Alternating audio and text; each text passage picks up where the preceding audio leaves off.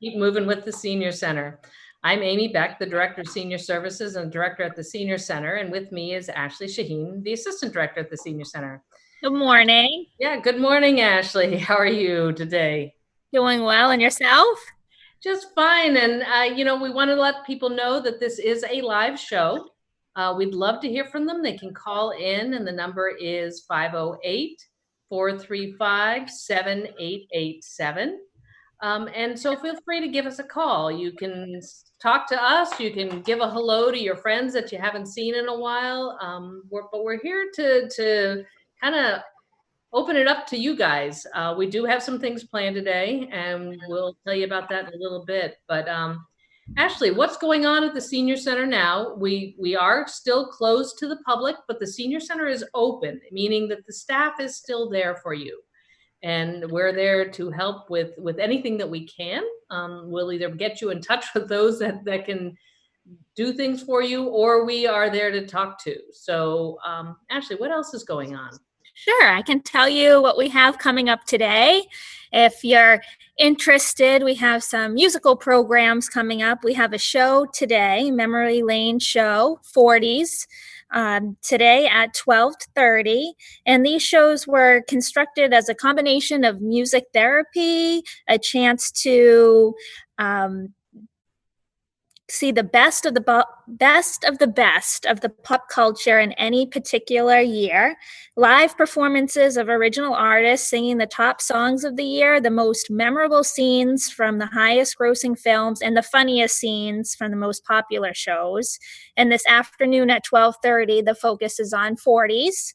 And the show was a donation by the creator Michael Elliott, and he is a resident of Maine, and he will also be joining in to participate in this live program today at 12:30. So if you are interested in Zooming in, please do call the Senior Center, or you could send me an email. The Senior Center's phone number is 508-497-9730. We have plenty of space in that program, and we'd love to have you.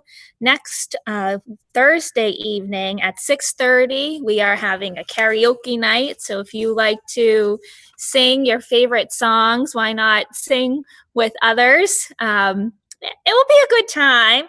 And we are asking for song requests in advance of the night. So you could just shoot me an email and I can get your song geared up in the queue. And how it would work is I would share my screen through Zoom so you could see all the words of the song and belt it out as loud as you can in the comfort of your own home. The neighbors may wonder what's going on there. So skill is not necessary. It's just the enjoyment of singing for that one. Absolutely. And that's next Thursday, June 25th at 6:30 p.m. So those are the special programs that we have coming up. We also have our ongoing fitness programs. We have the French classes. We have TED Talks on Monday mornings. And I would really encourage folks to look at the newsletter. Let me find the page here. Well, and the newsletter has been mailed to people in town, but it is also available online. So if you, for some reason, can't find yours, or you have the ability to go online, maybe you already receive it online, you can pull that up and take a look at what's happening, and it'll give you a full schedule. Mm-hmm. And on page 9 mentions the ongoing virtual classes that we have. So please do take a look if you're not connected already. And if you are connected, maybe branching out and trying a few different programs that we have in the schedule. Or if you're still a little hesitant about the technology, let us know. Any staff member would be willing to help you. And we also have a technology volunteer available on Fridays that can assist you with it. And I had a participant mention to me over the weekend that with Zoom, you do not need a computer. You can download it on your phone as an app or on a tablet. So that's a good point to bring up as well. So many different ways to connect to the technology. And as we've said in the past, we know that, the technology may be difficult for some people to connect with, and that's unfortunate. We are offering these for those who can connect. And I think that the important thing to remember is we are still there in other ways if you can't connect. Unfortunately, the building is not open to the public yet, and we'll talk a little bit further about that coming up. But you know, we are there to talk. If you need someone to talk to, if you need assistance in any way, reach out to the senior center, call in to us. Again, Ashley gave the senior center number, which is 508-497-9730. And if we're not answering the phone, leave a message, and people are getting back to you. The other important thing to remember is we're working 4 days a week right now. We are delivering meals to those who may need them. You can call the senior center, and we have a limited number, but please, if you'd like to try them, give us a call. We can get you on that list. We're delivering, or you can pick them up Tuesday through Friday, so 4 days a week, and that was provided because we got a grant from the Metro West Area Foundation. So, let's take advantage of those things as well. I know this is not ideal for everyone. Everyone wants us open, and no one wants that more than us. I think every day we are looking to be open to the public. We do have a couple other things, and one of them we'll show you right now is. Oh, Amy, I'm sorry to interrupt. We actually have a phone in. Oh, Someone excellent. calling in to chat with us. Excellent. Who do we have? We have Sam.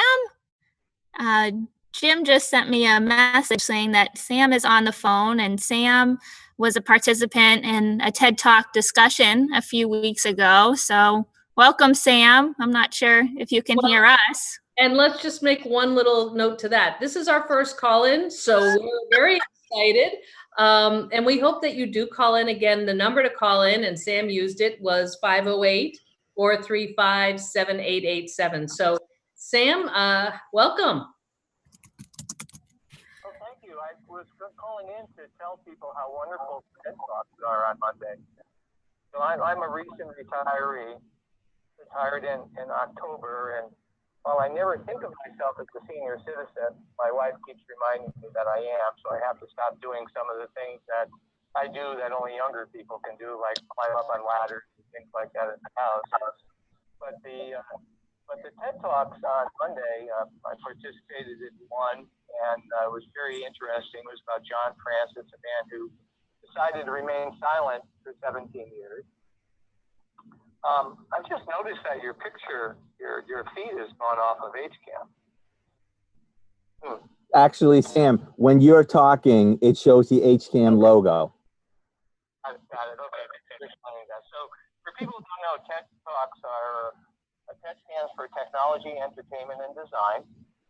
And there's an 18 to 20-minute video on a particular topic given by the person who is an expert in that topic, or has a particular position on that topic. And then there's an open discussion for 40 minutes. So I just highly encourage people to join. They're hosted on Zoom. And Zoom is not really a very intimidating platform. Ashley sends out a link, and that's all you have to do is click on the link. And when it says, do you want to launch Zoom meeting, you say yes. You don't need to download any applications. You don't need to install anything on your computer. You just click on the link and you'll join. It's also very easy. You don't need a computer. You can access the Zoom conference, the Zoom meeting via either an iPhone or an iPad or any kind of tablet or an Android phone. So it's really, really, really easy to do. So the people who have a fear of technology or don't think the technology is savvy, clicking on a link and hitting yes, you want to join, that's all you have to do. So I think the TED Talks are a great way to stimulate your mind, learn about a new topic, and then engage in some really good conversation afterwards. So I'm looking forward to joining the rest of the TED Talks via Zoom, and then maybe hopefully someday being able to participate live in the Senior Center. So it's been a really good experience, and I encourage everyone to take advantage of it. Wow, thank you. That was great, Sam, and I'm glad you're enjoying your early retirement. And we do hope to be open at some point that you can come in and join us on a regular basis at the senior center. I'm looking forward to it.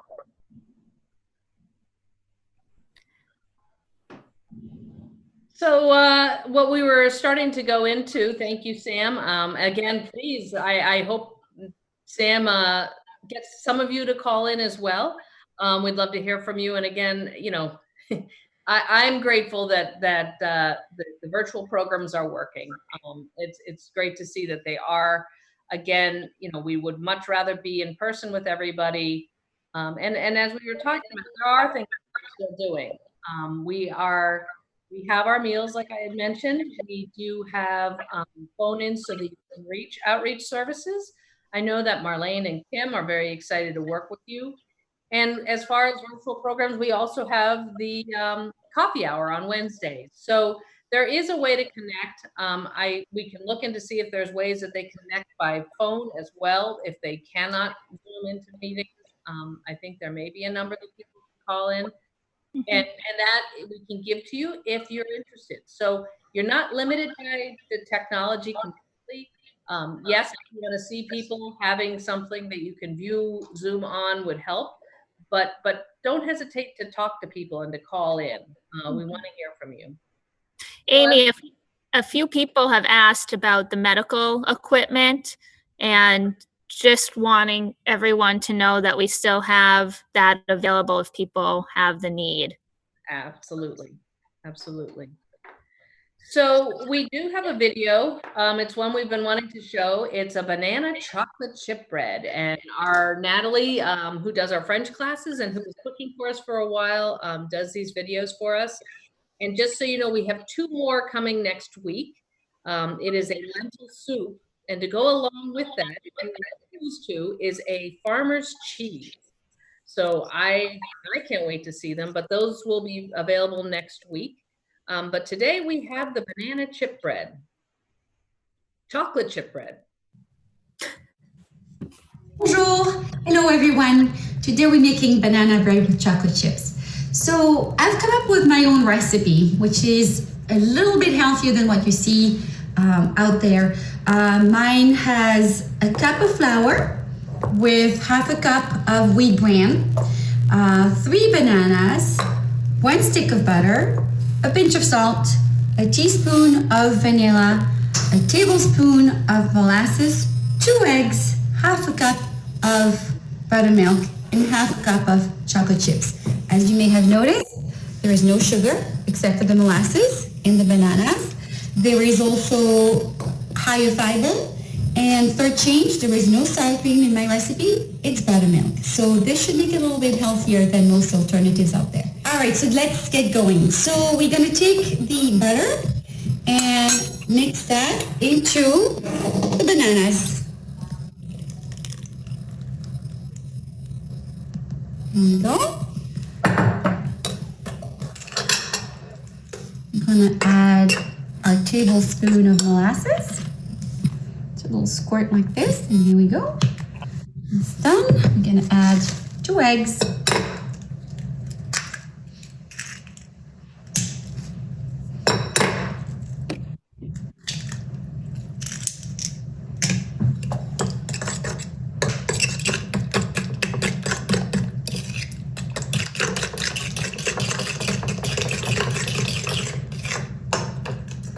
And pinch of vanilla, well actually a teaspoon, just about this. All right, and keep on stirring. Now I'm gonna take care of these ingredients right here. So I forgot to mention in the beginning, we also need a teaspoon, I don't know if I said that, a teaspoon of baking soda, which I will add to my flour. I'm going to add my wheat bran to my flour, stir all this, pinch of salt over here, and once I mix the dry ingredients together, I will add that to my egg mixture right here.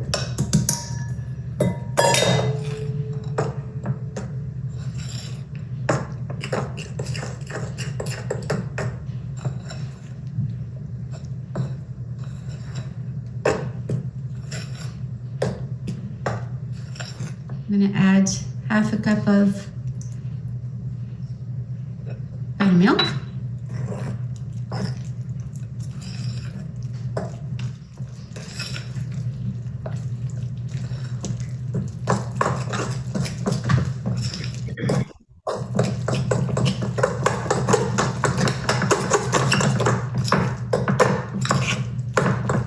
And to that last step, we're adding the chocolate chips.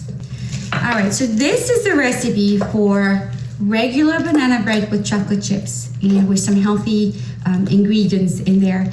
You can also make this gluten-free. The only changes you have to make if you wanted a gluten-free banana bread is instead of the 1 cup of flour, you use a gluten-free flour. And instead of the wheat bran, the half cup that I added to increase the fiber, you can use flaxseed meal, half a cup of that to your gluten-free version. Chocolate chips are usually gluten-free. They are marked gluten-free as well. Your baking soda is gluten-free, eggs gluten-free, buttermilk, all that is gluten-free. So if you wanted to make a gluten-free version of this bread, it's very simple. Use all the same ingredients except for the flour, which you would then use gluten-free flour and flaxseed instead of the wheat bran, and you're all set. As a matter of fact, I prepared one here. This is a gluten-free version.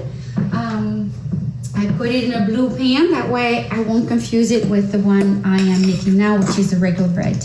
And the reason I make one of each is because my family, part of my family has celiac, and I don't have celiac. So if I eat their diet, I actually will be deficient in vitamin B. So for me, their diet is not working out. Also because their flours are made with rice, it increases the glycemic index a lot more. So for people who are pre-diabetic or are diabetic, I don't suggest that you use a gluten-free version, mainly if you don't need to. It's only, gluten-free is really only good for people who have celiac or who are allergic to wheat and gluten. So if you don't have to, just keep with the normal version. And here we go. So I'm going to transfer that into my pan. Now, I usually do the gluten-free version first because I can have their product in a way. I'm not allergic to anything, but they can't. So I always start with their bread first, and then I'll do mine. That way there's no cross-contamination of any sort. Here we go. And just the dough for the normal one.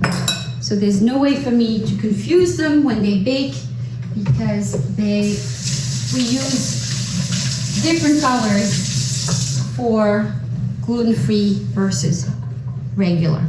So I'm going to pop this in the oven at 350 degrees. Gluten-free will cook probably in 40 minutes. This one might need an hour, so we'll check in 40 minutes. Hi again. So my timer just beeped, 40 minutes at 350. I'm checking my breads. The gluten-free one right here. Perfect, it's cooked.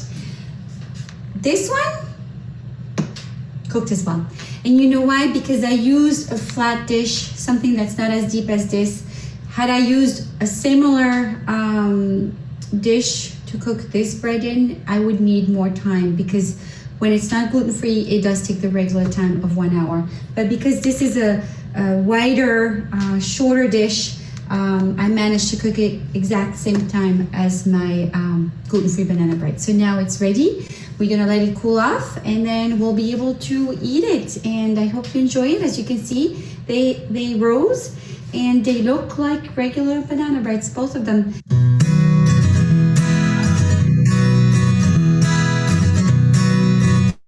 So I learned something about gluten-free on that one that I did not know. So I think so. Anyway, that was great. And Natalie does, like I said, she has 2 more videos coming out next week, and there are some already posted. So take advantage of them. Ashley, I see you're up here. Do you have? Oh, yeah, sorry. No, I was just jumping in to say that the videos are so easy to follow. And I did hear from a few participants saying that they made one of her soups a few weeks ago.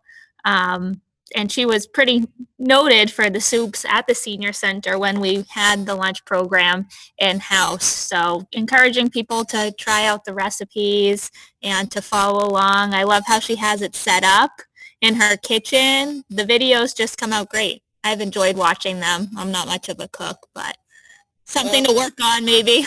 The only thing is, I don't know what, if I would have been scraping the spoon, I probably would have been licking the spoon myself. So she's much better than me. Anyway, you know, one of the things we want to address, because people are asking all the time, is when will the senior center open? And trust me, the staff is wanting to be back. We want to see everybody, and we're looking for the time when we can. One thing that we have to follow is there are a lot of state guidelines and town health protocol that we have to follow. And at this point, you know, knowing that the seniors are one of the most vulnerable population, we do have to take care. We have to do slowly, and we have to do it in a very methodical, laid out way. I know that's not what people want to hear. I know people want to come in, and so we do this morning have Casey Morrow, the public health nurse, with us, and I'm hoping she's able to help address some of that. Casey, one of the things that I was just starting to say was that, you know, we know people want to come to the senior center. They want to get back to normal. They want to do everything that they were doing before. It's been a long 3 months, but that we're following state guidelines and we're following town health protocols, and that's why it is a slow process. But I'm hoping maybe you could address some of that and maybe, you know, let people know where we are in all of that. So definitely, like I completely understand everyone's frustration. We all wish things could just go right back to normal, and it does seem like a little bit unfair. Like people are cutting the line and getting to go in front of you, and you want to be the person that gets to go next. But you know, like there's a reason why things are happening slowly.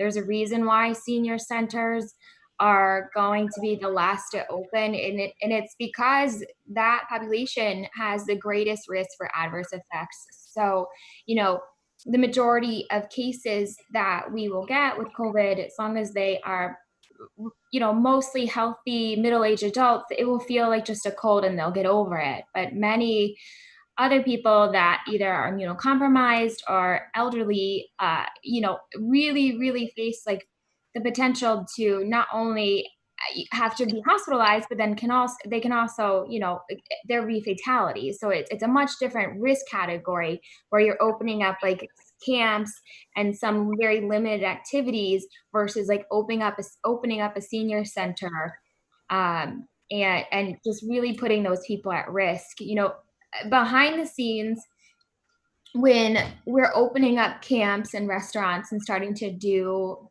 you know, try to work through the guidelines and these opening policies, like I don't think anybody sees how much of a fumble it is and how challenging it is.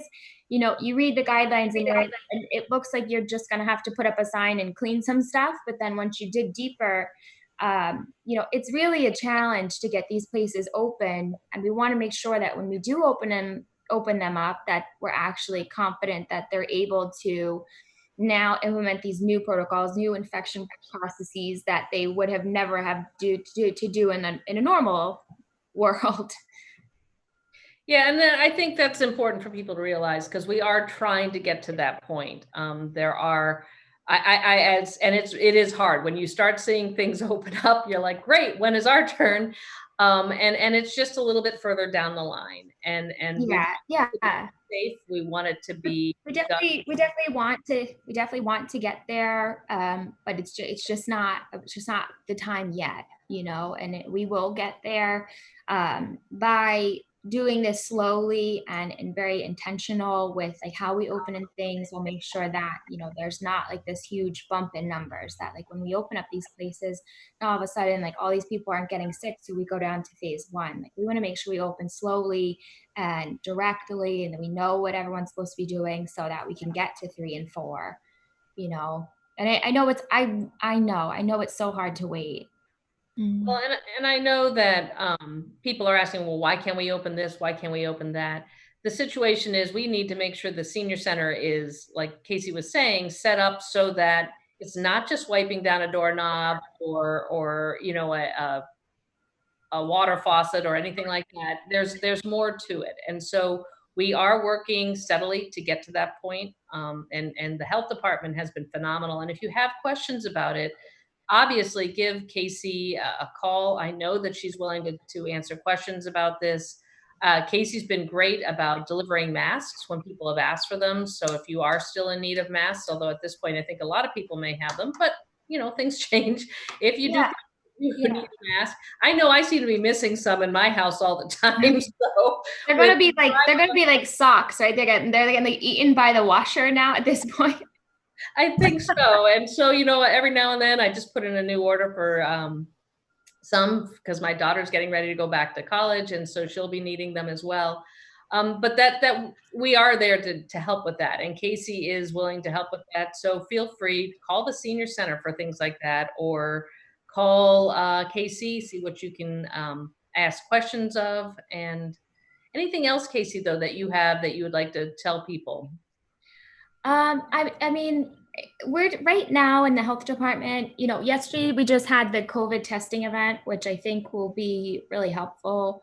I'm less worried about like finding a bunch of COVID cases, but more concerned about finding out like what is actually like our antibody level in town, like how many people could have potentially been infected, and where should our comfort level be going forward. You know, Sean is working on reopening businesses. I've kind of started to take over camps, and you know, it's a lot. It's literally, you know, you get guidance on Monday, and then it gets revised on Tuesday, and there's like, you know, so many different series of like the same guidance, but like one thing keeps changing, you know, and they put the guidance out and it gets met with a lot of opposition, but they put it out with best practice. And then a lot of people say like, you know, we're not going to be able to implement this. This is too difficult. This is not feasible.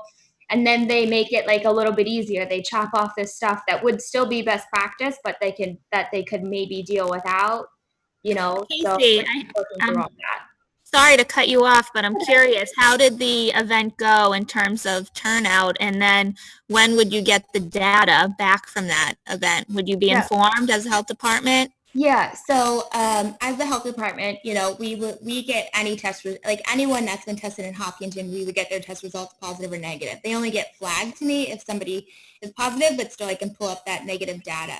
One of the things I did do was compile all the data of every test that's been done in Hopkinton, positive, negative, whether it was a nasal swab, so the PCR test, or antibody test, or whatever. So I have all the data before the event. And then I was hoping to collect all the data after to try and compare and see, you know, where we are as a community after we did this event. The event itself was a lot of work, but I would say it was a huge success. You know, people seemed to be very pleased that they didn't have to wait a long time. It was convenient for the most part. There was a little bit of just, you know, learning curve because we're the first town to do it. And this is the first time AFC has done it with a community, but we had 271 people sign up. Wow. Our capacity was 300. Excellent. So I don't mean to interrupt, but Casey, we're short on time at this point. Go ahead, sorry. It went well. But the real message is for people to continue to wear their masks. Yes. Wear your mask, wash your hands. Socially distance, wash hands. And yeah, so let's remember all those things. We want to see you back at the senior center, and we hope to see you soon. Yeah, we'll get there. Thank you, Casey, for coming on. Bye, guys. Thank you. Thanks for all your work. Thanks, everyone. Thank you. Bye. We look forward to seeing you next week. Yes. Again, call in. We want to hear.